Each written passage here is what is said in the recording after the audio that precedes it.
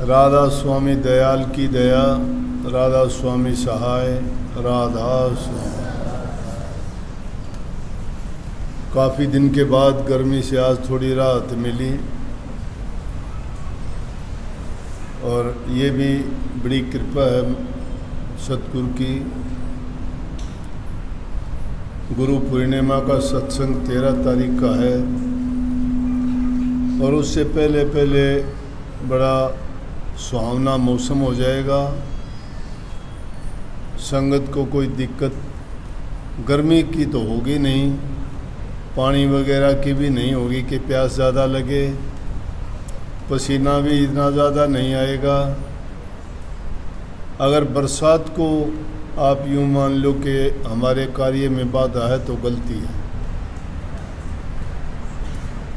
क्योंकि वो तो मालिक की मौज है। जब हम उनके कामों में कोई दखल नहीं देते तो ये भी उन्हीं का काम है, वो अपने काम में कैसे दखल देंगे। क्योंकि अगर हम अपना काम तो कोई करें तो हो सकता है उसमें दखल हो जाए। सत्संग करना, प्रभु का गुणगान करना, उसको याद करना, ये तो उन्हीं का काम है ना। और जब उनका वो काम नहीं करवाना होगा तो वो भी उसकी मौज और मर्जी होगी कि ना करवाओ। लेकिन फिर भी हम अपनी बुद्धि लड़ाते हैं। हम कहते हैं, सत्संग भी कहते हैं जी दया करना सत्संग में तो ठीक हो जाए, सत्संग में तो कोई बाधा ना डाले। भाई सत्संग में बाधा डालना या ना डालना या मेरे दया करने से कोई फ़ायदा नहीं मुझे कहने से। क्यों, मैं तो किसी बात में दखल दूंगा ही नहीं। चाहे धूप निकाल दे तो भी दखल नहीं दूंगा, चाहे बरसात करें तो भी नहीं दूंगा, और चाहे वो कुछ भी ना करके बहुत अच्छा कर दे तो भी नहीं दूंगा, क्योंकि उसकी रज़ा में राज़ी रहने में हमें फ़ायदा है। हर सत्संगी को ये बात नोट कर लेने चाहिए कि जो कुछ बन रहा बने रज़ा में, कि जो कुछ भी बनता है उसकी रज़ा में बनता है। जहाँ कहीं हम अपनी चतुराई, अपनी बुद्धि लगाएंगे वहीं पे सोच लेना कि नुकसान उठाएंगे। रात दिन संत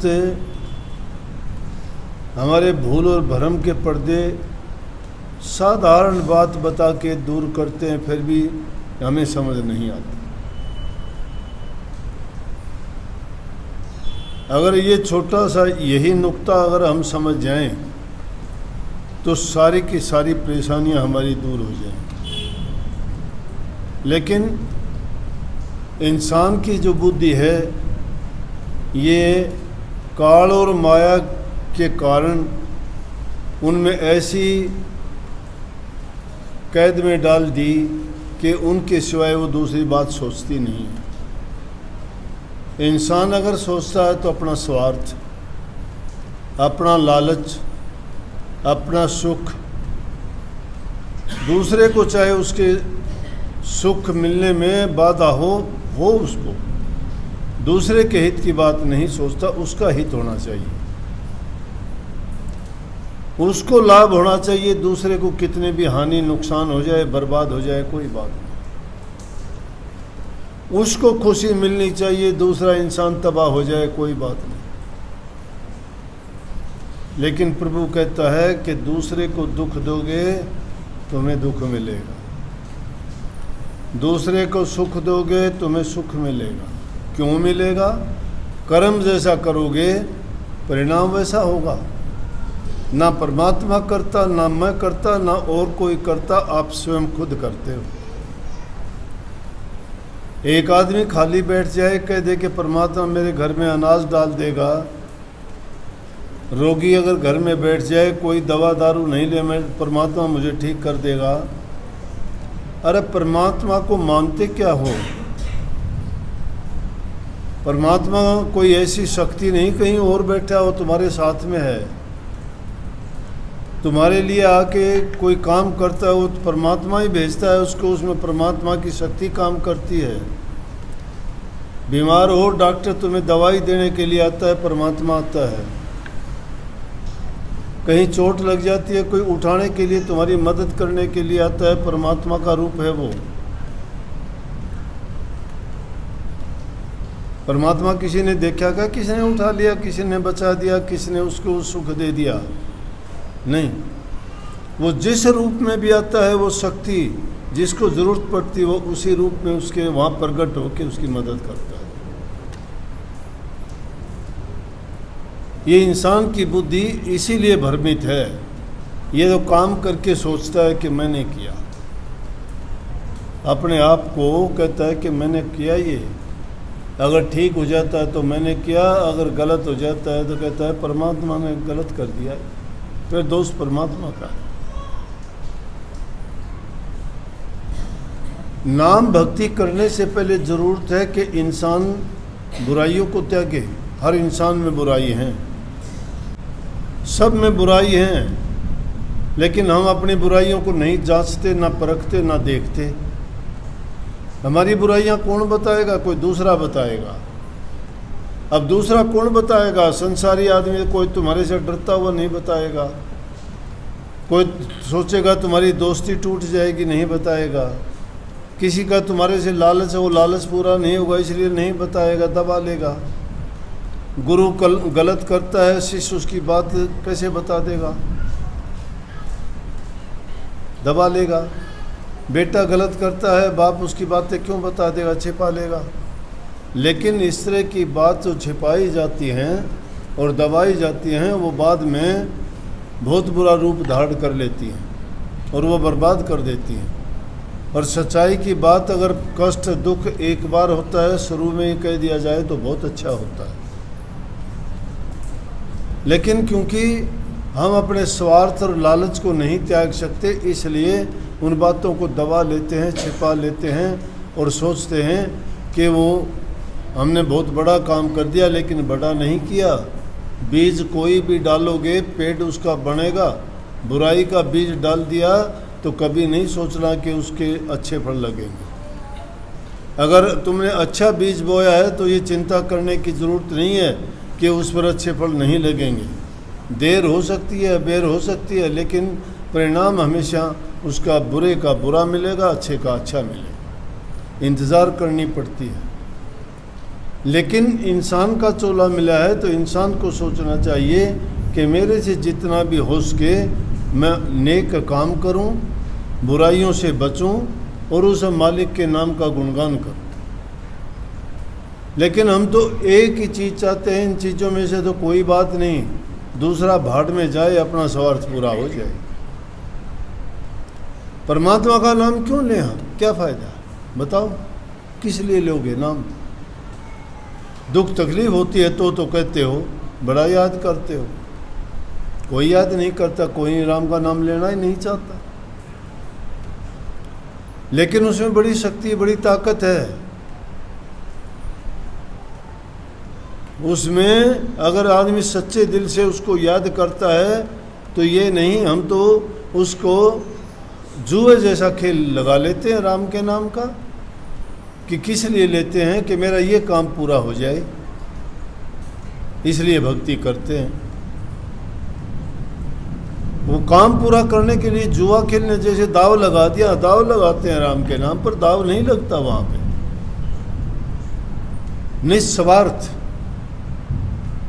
निस्वार्थ होके जो करते, लालच के बस होके करते हो, दुख के बस होके करते हो, अपने स्वाद के लिए करते हो, अपने सुख के लिए करते हो, तो वो भक्ति नहीं कहलाती। वो तो किसी फल के कारण हम करते हैं कि उसका फल चाहिए हमें। भगत लोग कभी फल की चाह नहीं रखते, इसलिए वो उस बात को समझ जाते हैं कि मालिक की रजा क्या है। जो जो हमारे किए कर्म हैं, भोग लिए जाते हैं, पूरे हो जाते हैं, तो अपने आप ही हमारा जीवन संवरता चला जाता है, अच्छा होता चला जाता है। लेकिन जब तक वो कर्म नहीं भोगे जाते, तब तक हमें वो दुख मिलते ही रहते हैं। एक जन्म से दूसरे जन्म, दूसरे जन्म से अगले जन्म, अगले से अगले जन्म मिलते रहे। बड़ा कठिन काम है। एक आदमी था, घर वाले परेशान, शराब पीता, लड़ाई झगड़े करता, चोरी करता, झूठ बोलता, जो मन में आता करता। घर वाले बड़े दुखी, क्या करें। जब ऐसी बात होती है तब कहते हैं कि चलो इसको सत्संग में छोड़ आएं। सत्संग में उसको छोड़ के आते हैं जो नकारा हो जाता है कि वहाँ सुधार होगा। अच्छी बात है, आते भी ऐसे आदमी हैं और उस बात को देख के दूसरे लोग कहेंगे अरे सत्संग में ऐसे ही आदमी जाते हैं तो हम क्या करेंगे। वो लोग मुंह मोड़ लेते हैं, लेकिन ऐसे आदमी जो जाते हैं वो अपने जीवन को संवार लेते हैं। अरे भाई, मिस्त्री के पास तो टूटी हुई चीज़ जाएगी ना संवरने के लिए। बीमार लोग ही तो डॉक्टर के पास जाएंगे ना। तो जो आदमी तकलीफ़ में है, जिस आदमी को बुराइयां लग गई हैं, वो वहाँ संवरने के लिए जाता है और दूसरा उसको देख के कह दे कि यहाँ ऐसे बिगड़ेल आते हैं तो हम क्या करेंगे। लेकिन संतों का घाट तो ऐसा है जहाँ दुष्ट भी और जहाँ देवता भी, जहाँ पापी भी और धर्मात्मा भी, वहाँ चोर भी और साहूकार भी एक जगह बैठते हैं सारे, लेकिन अपने अपने विचार के अनुसार गुण प्राप्त करते हैं। दुष्ट आदमी दुष्टता लेके चला जाएगा, नेक इंसान अपने जीवन को संवार के जाएगा। भगत लोग अपना जो करने के लिए है वो करनी कर लें। ये तमाशा मैंने बहुत देखा। 40 साल मैंने सत्संग में गुजारे, मैंने इसी तरह के लोगों के देख के मैंने अनुभव किए। किताबी ज्ञान, कथा ज्ञान तो बहुत कम, मैं कोई कहानी आपको खुश करने के लिए या बात की पुष्टि करने के लिए कह देता हूँ। नहीं तो अगर अमली जीवन में मैंने जो लोगों के विचार देखे, उनके जीवन देखे, उनके ख्यालात देखे, उन्होंने मुझे बड़ी शिक्षा दी। उन्होंने क्यों, तुलसी साहब ने कही, तुलसी इस संसार में भांत भांत के लोग, सबसे रल मिल चाली और नदी नाव संजो। सब प्रकार के लोग मिलेंगे। दुष्ट लोगों से भी पाला पड़ा, चोरों से भी पड़ा, ठगों से भी पड़ा, झूठे कपटियों से भी पड़ा, पापियों से भी पड़ा। क्या सोचते हो, मुझे पता नहीं था। लेकिन किसी को नहीं कहा। क्यों नहीं कहा, क्या फायदा। जिसको जो कर्म करना है वो करेगा। मेंढक मछली जल में रहने से तरक्की क्या। वो हमेशा गंगा में स्नान करती रहती है, वहीं पड़े हैं, उनका कल्याण उद्धार हो गया। आप एक बार जाते हो, जन्म जन्मांतर के पाप धोके कहते हो बरी हो गए हम, गंगा स्नान कर लिया, त्रिवेणी स्नान कर लिया, गंगा सागर नहाया है, मंदिर में पूजा कर ली, मस्जिद में जाके बांग दे दी, चर्च में जाके हमने कन्फेस कर लिया, गुरुद्वारे में जाके हमने गुरु साहिबान के साथ तौबा कर लिया, वहाँ सेवा कर ली, हमारे सब गुनाह माफ़ हो गए। हमने गुनाह माफ़ कर लिए, अपने आप कर लिए, अपने मन से कर लिए। ऐसे नहीं होते।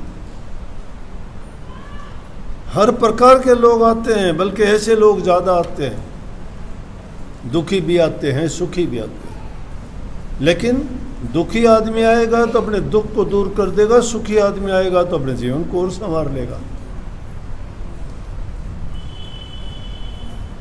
तो बहुत दुखी उसका परिवार। लेके गए महात्मा जी के पास, जी ये बहुत बुरा लड़का है और इसने तो परेशान कर दिए, तंग कर दिए, पड़ोसी भी दुखी हैं, गांव के लोग भी दुखी हैं, किसी से झगड़ा कर लेता है, शराब पीता है, कोई चोरी कर लेता है, क्या करें इसका, हम तो परेशान हो गए। होती तो खुशी है, घर में कोई लड़का पैदा होता है, जवान होता है तो कहेंगे कुल का नाम रोशन करेगा, अच्छे काम करेगा, खुश होना चाहिए। लेकिन क्या करें, तंग हो गए। बोले कि हाँ बताओ भाई, महात्मा कहने लगे बताओ क्या करें। बोला जी आप इसको सुधार दें, सुधर जाएगा भाई, आया करने। बोला जी आपके पास ही रख लो। अब ऐसे आदमी का रखना भी तो आसान नहीं। बोले अच्छा रख लूँगा। बोल भाई रहेगा। बोले जी रह जाऊँगा, फिर एक बात सुन लो, राम का नाम नहीं लूँगा, राम का नाम नहीं लूँगा मैं। बोला रह जाओ, ना लेना। बोला ठीक है, और तो सब नियम मानेगा। हाँ बोला और तो सब मान लूँगा, लेकिन मुझे राम का नाम लेने की मत कह देना। बोला ठीक है, खा पी आराम कर, और राम का नाम लेने की तुझे कोई नहीं कहेगा। जो राम के नाम को मान लेते हैं ना, ये सब लिए नाम बैठे हैं, सब ने नाम ले रखे है इन्होंने। पूछ के देखो, वो 20 साल से ले रखा, मैंने बड़े महाराजियों से लिया था। वो नाम पता नहीं इनको क्या लिया था, पता भी नहीं करने का तरीका क्या है। नाम तो तुलसी साहब कहे, तुलसी अपने राम ने रीझ भजो चाहे खींच, भूमि पड़या सो जाम सिर औंधा सौंधा बीज। अरे राम के नाम को तो अगर तुम कपट छल बेईमानी से लोगे तो भी पढ़ देता है वो। तो तुम्हारा कौन सा वो तरीका है, वो समझ में मुझे नहीं आया। पानी में पड़े हुए कोर तक नहीं भेजी तुम्हारी इतनी भी। सत्संग का कोई मतलब ही नहीं है। कहाँ सत्संग है? सत्संग में आके दुष्टता सीखी, सत्संग में आके चोरी छल कपट बेईमानियाँ सीखी। ये तो पहले पन्ने पे भी नहीं लिखा, ये तो ऐ से भी शुरुआत नहीं होती इनकी। तो तुम तो किताब की किताब पढ़ के, ग्रंथ का ग्रंथ पढ़ के पूरा अटल अटारी और अनामी धाम और धुनियों से कम बात नहीं करते, प्रकाश से नीचे ही नहीं उतरते कभी। नाम बड़ा पवित्र है, अगर उसको छल से कपट से भी याद कर लोगे तो भी। लेकिन समझ में कब आता है? परिणाम बाद में मिलता है। परिणाम जब नहीं मिलता, कभी कोई सोचता हो कि ओह मैंने तो ये कर लिया, अब क्या है। पढ़ने वाले बच्चे का भी परिणाम 1 साल में देते हैं, और अध्यापक का क्या काम है बताया? जब परीक्षा देते हो ना, जो तुम लिखते जाते हो, तो अध्यापक को पता है ये गलत उत्तर लिख रहा है, वो रोकता नहीं किसी को क्यों गलत लिख रहा है, देखता है वो। तो ये भी ना सोचना कि गुरु ने बेरा को नहीं, गुरु ने सब पता भी है, लेकिन वो उसे सुपरवाइजर की तरह रोकता नहीं किसी को कि तू गलत क्यों लिख रहा है। परिणाम आओगा जब परिणाम बताओगा उसने क्या लिखा था। उसने जो लिखा है वो परिणाम बताता है। इसी प्रकार से गुरु और परमात्मा भी शिष्य के कर्म को कभी उजागर नहीं करते, कहते करता रह तू कर, नतीजा होगा जब देखना क्या आएगा। तो नतीजा उसी वक्त नहीं मिलता, देर लगती है, मिलेगा। शांति रखो, ये भी चिंता ना करना। कुछ दिन के लिए गुलछर्रे उड़ते हैं, बाद में ठीक हो जाता है, फिर बुद्धि ठिकाने आती है। ये मैं तजर्बे की बात कहता हूँ। तो कहने लगा ठीक है, रहते रहते काफ़ी दिन हो गए। एक दिन महात्मा कहने लगे चल भाई घूमने चलेंगे। ले गए, जंगल में गए। बोले भाई बात चली, बोले कि बोल राम। बोला मैंने कहा था राम का नाम नहीं लूँगा मैं, और चाहे कुछ कह लुआ लो मेरे से। बोले अरे एक बार तो बोल दे, तेरा कुछ बिगड़ता है क्या? बोला क्या फ़ायदा है राम का नाम लेने से, फ़ायदा बताओ मुझे, क्या मिलेगा उससे? तेरा जाता भी क्या है, एक बार अगर बोल देगा तो तू ज़्यादा करी। बोला और चीज़ सारी काम करने लग रहा, तू रोटी खाता है क्या फ़ायदा, पानी पीता है क्या फ़ायदा, तू जीता है क्या फ़ायदा? बोला एक बार बोल लूँगा। हाँ बोला एक बार बोल दे। तूने बोल दिया राम। बोला हो बढ़िया हो गया। बोले क्या बढ़िया हो गया? बस बोला ये कहलवाना था तेरे से, इतना तो बहुत है।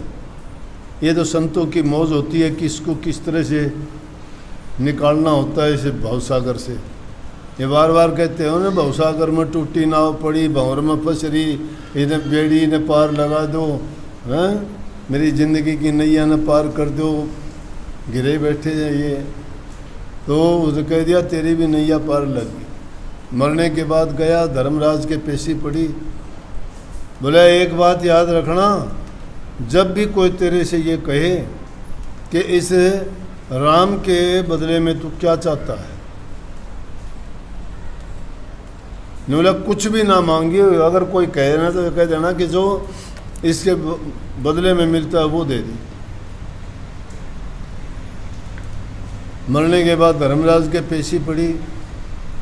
कहने लगा देखो भाई इसके कर्म क्या हैं, कोई अच्छा काम किया हो, कोई मेरा बुरे तो दुनिया भर के करे हैं, अच्छा तो एक बार राम का नाम लिया था।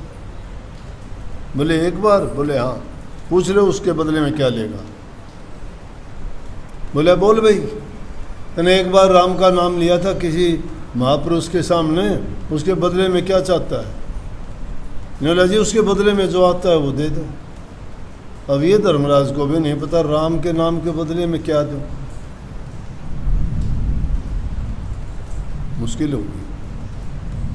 मेरा भाई ब्रह्मा जी के पास चलेंगे। ब्रह्मा जी के पास पहुँचे कि ब्रह्मा जी, बोले हाँ आओ आओ, कैसे आए? बोले आए कि जी एक समस्या आ गई, इसने राम का नाम लिया था, हमने पूछा कि बदले में क्या चाहता है, ये कहता है राम के नाम के बदले में जो मिलता है वो दे दो।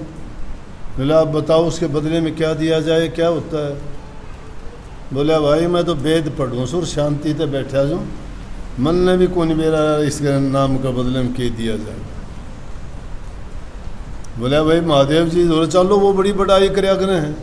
बोले पधारो जी पधारो, कैसे आए? बोले आए कि भाई या उलझन से।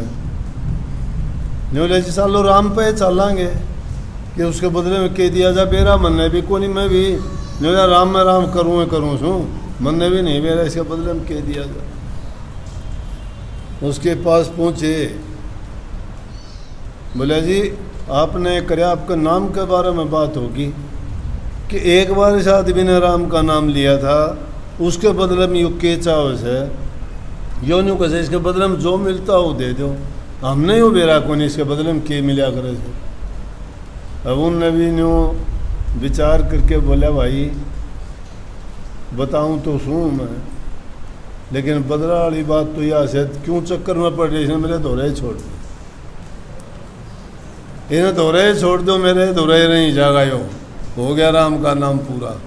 जब तुलसीदास ने कही थी कहाँ लग करूँ मैं नाम बढ़ाई, राम न सके नाम गुण गाई, राम न एक ताप से तिरिया त्यारी, नाम न कोटि खलक को मत सुधारी।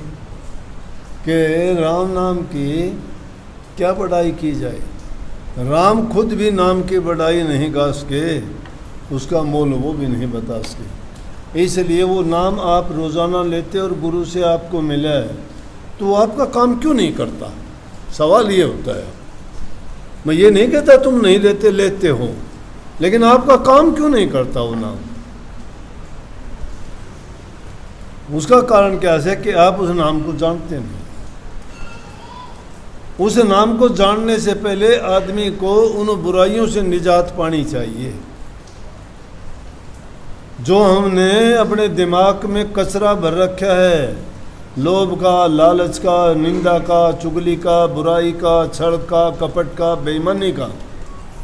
कहीं भी हम पाक पवित्र साफ नहीं हैं, हमारे विचार इतने गिरे हुए, इतने घटिया हैं। और राम का नाम थोड़ा होता है, राम का नाम तो पवित्र हृदय में रहता है। हृदय जिसका पवित्र नहीं है, जो इन बेईमानियों से जिसने इसको कचरा भर भर के गंदगी से सड़ा रखा है, वह नाम कहाँ होगा।